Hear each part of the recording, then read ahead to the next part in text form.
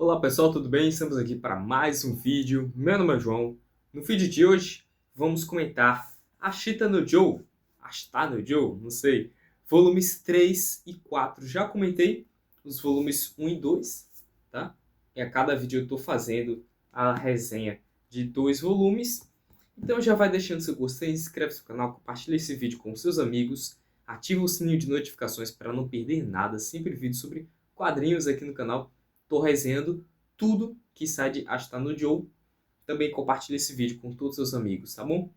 Gente, a série fica cada vez melhor, tá? O volume 3 ele começa com a conclusão do que era aquele arco do torneio, né? Então, como eu falei, todo Battle Shonen tem que ter esse arco do torneio, né? E Ashita no Joe é a genealogia do que fica consolidado como os arquétipos do Battle Shonen, tá?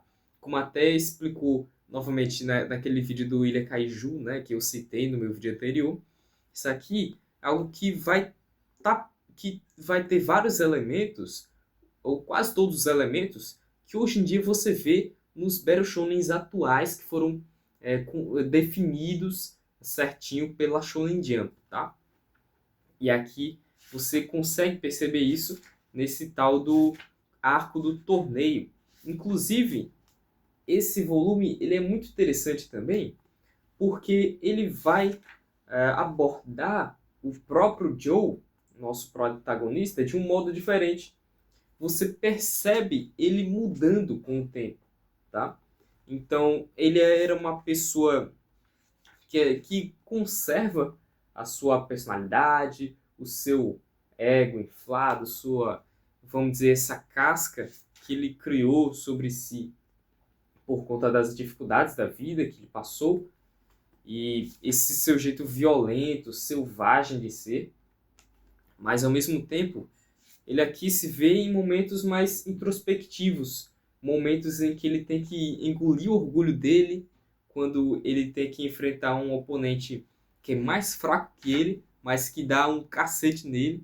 Então ele tem que engolir o orgulho dele para tentar lidar com isso. Ele fica. Ele tenta não sentir, inclusive tenta não demonstrar, mas ele fica muito sentido quando o Tange, que é o treinador dele, deixa ele para treinar esse outro jovem no presídio, no reformatório, né? E depois, inclusive, você descobre, e aqui eu vou falar alguns spoilers, tá? Naturalmente, dessas histórias, não tantos, me contei um pouquinho, mas depois o Tang ele revela que ele na verdade estava usando tanto o Joe quanto o outro garoto, ou melhor, ele estava usando o outro garoto para dar uma lição para o Joe, tanto no boxe quanto para a vida.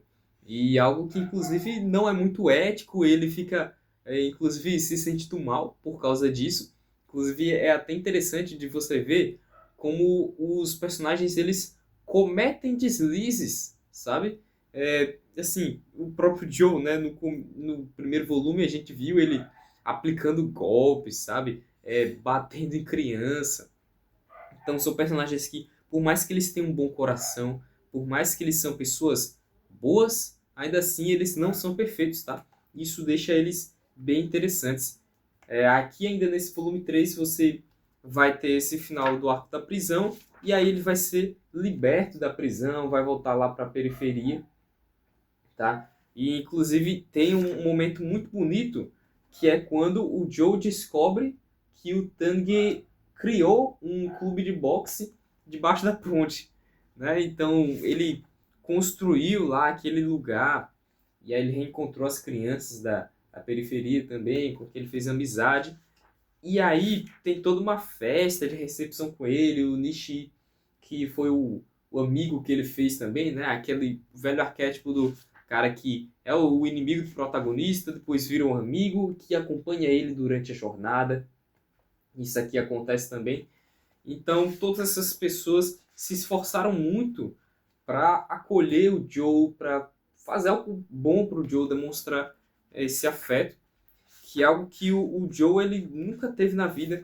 Então, é até um momento aqui muito bonito, é, da narração, né? Tem alguns momentos que não são só a história em quadrinhos em diálogos, tal, mas tem em certos momentos mais introspectivos, tem também a voz do narrador contando de uma forma até bem literária o que é que se passa na cabeça dos personagens. Isso é muito interessante. Você vai, inclusive, aumentar o leque de personagens neste volume, porque o Joe vai conhecer os diretores dos clubes de boxe, vai tentar adentrar o mundo profissional e vai, inclusive, se frustrar, vai se decepcionar. Tanto o Joe, quanto o Taniguy, quanto o Nishi, eles vão tentar entrar nesse mundo profissional, não vão conseguir, muito por causa do próprio Taniguy, e por muitas vezes fica sendo repetida essa ideia de que o Tanguy, ele descobriu o Joe, mas talvez ele seja alguém que vai afundar igualmente o Joe se ele tentar realmente essa carreira de boxe. Então, isso daí é algo que inclusive pode reverberar mais para o futuro. E aí, enfim, tem isso. Tem inclusive participação do Rikishi. Você descobre que o Rikishi, ele, enfim, como ele já era um boxeador profissional antes, ele tá no presídio e tal, ele sai do presídio, volta para sua carreira profissional e ele é um treinador, ou ele é melhor, ele é um lutador dos grandes, tá? De muita habilidade, de muita técnica, muita força. E ele, assim, tecnicamente ele está muito acima do Joe, mas eles não chegam a se enfrentar ainda, tá? Eventualmente o Joe vai conseguir assinar pro profissional.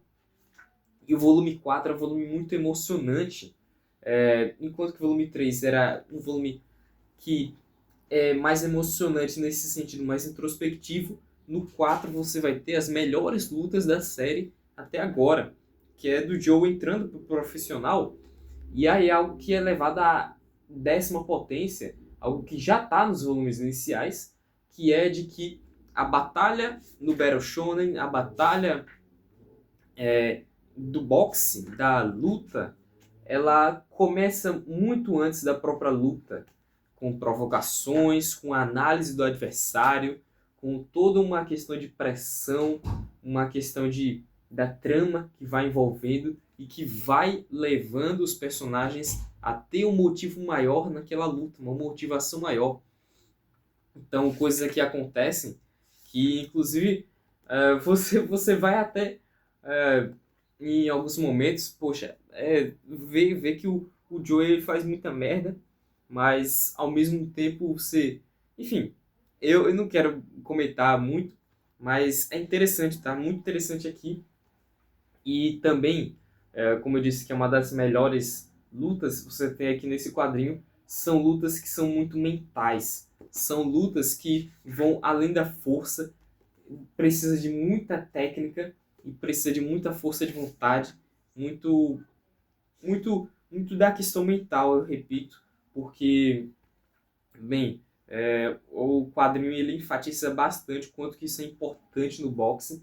E claro, os desenhos do Tetsuya Chiba, né, junto com o roteiro do Asao Takamori, eles são impressionantes, tá? Tem certos momentos em que, bem, sombreamento, cenas de ação, cara, tem certos quadros aqui que você consegue sentir quase o soco na sua cara, de tanta potência, tanto dinamismo que ele coloca.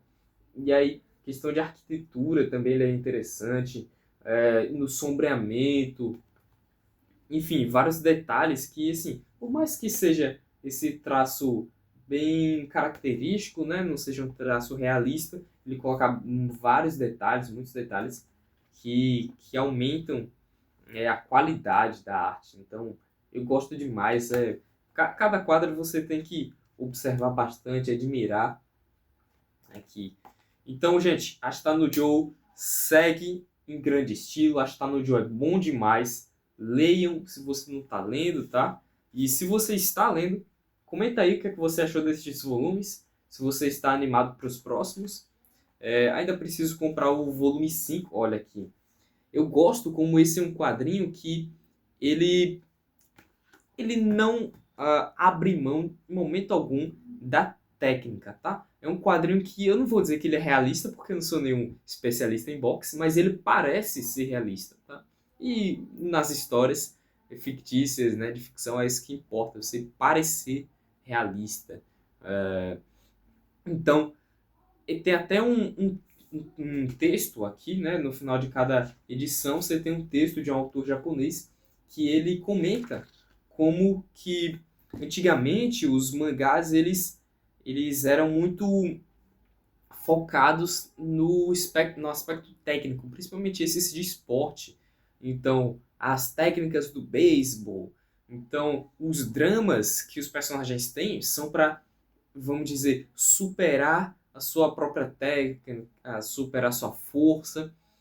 E aqui você já está entrando num período de amadurecimento dessas histórias em que dramas além do campo, e o autor ele até comenta que dramas reais, problemas reais, porque é algo como tipo o Oscar Wilde, né? Eu comentei recentemente o Retrato de Dorian Gray. Ele comenta, né? A arte é inútil, tá? Por mais que nós amamos a arte é inútil.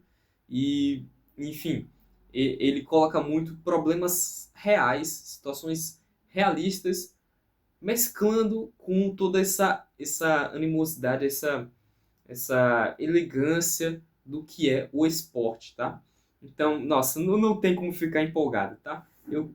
Eu quero muito ler o restante, serão 12 volumes, e eu sinto que ao final desses 12 eu vou ter passado por uma grande experiência na minha vida. Então é isso, minha gente. Muito obrigado por ter assistido esse vídeo. Comenta tudo que eu falei no começo do vídeo. Então, até a próxima. Tchau.